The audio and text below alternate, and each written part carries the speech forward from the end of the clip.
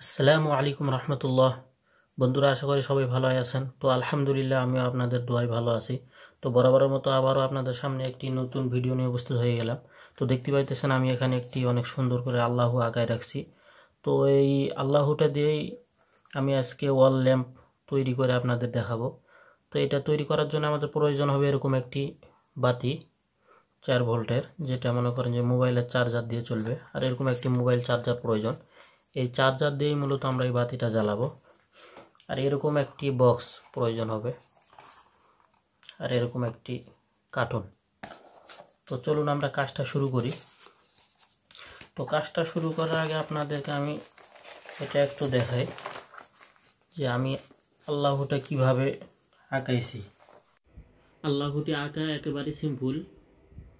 এই যে প্রথমে এরকম করে 8 আমরা দিব, 8 লিখবো একটা, তারপরে এইদিকে উপরে নিয়ে চলে যাব, আবার এখানে আরেকটা 8 লিখব, আরেকটা 8 লিখলাম, যে এই সাইড দিয়ে নিয়ে এসে আবার এর সঙ্গে এখানে নিয়ে এসে এখানে লাগাই দেব। এখানেও আমরা সিম্পলি একই কাজ করব, 8 লিখব প্রথমে, আবার আরেকটা 8 লিখব, এখানে লাগাই দেব।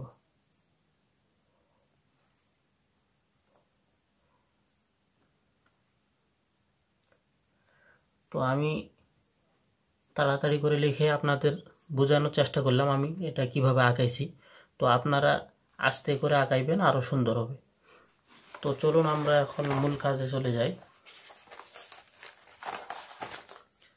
তো মূল কাজে যাওয়ার জন্য আমাদের প্রয়োজন হবে এরকম একটা কার্টুন। তো এই কার্টুনটা আমরা এর নিচে দিব। এর নিচে দিয়ে আমরা হালকা করে দাগ দিয়ে নিব, এভাবে হালকা করে আল্লাহটা দাগ দিয়ে নেব। এভাবে প্রত্যেকটা দাগ দিয়ে নেব, যাতে করে এখানে আমাদের দাগটা ওঠে, কারণ আমরা পরে এটা কেটে নিব দাগ অনুযায়ী।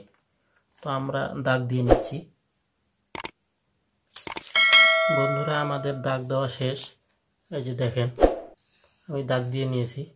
তো এখন আমরা এই দাগ অনুযায়ী আল্লাহটা কেটে নিব।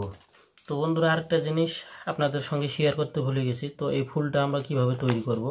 তো এরকম একটি কাগজ নিব, মাঝখানে মোড়ান দিব, এই সাইড দিয়ে আরেকটা মোড়ান দিব, এই কোনা কোণে আরেকটা মোড়ান দিব, দিয়ে এভাবে আমরা কাঁচি দিয়ে কেটে নিব গোল করে।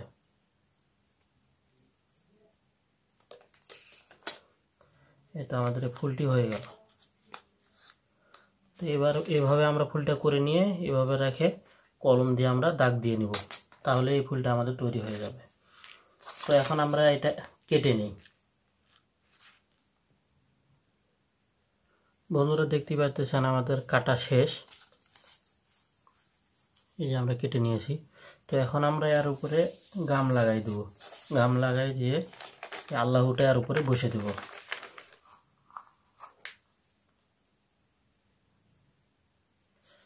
বাস, আমাদের গাম লাগানো শেষ। আমরা এটা এখন ভালোভাবে এটার সঙ্গে ফিটিং করে বসে নিব।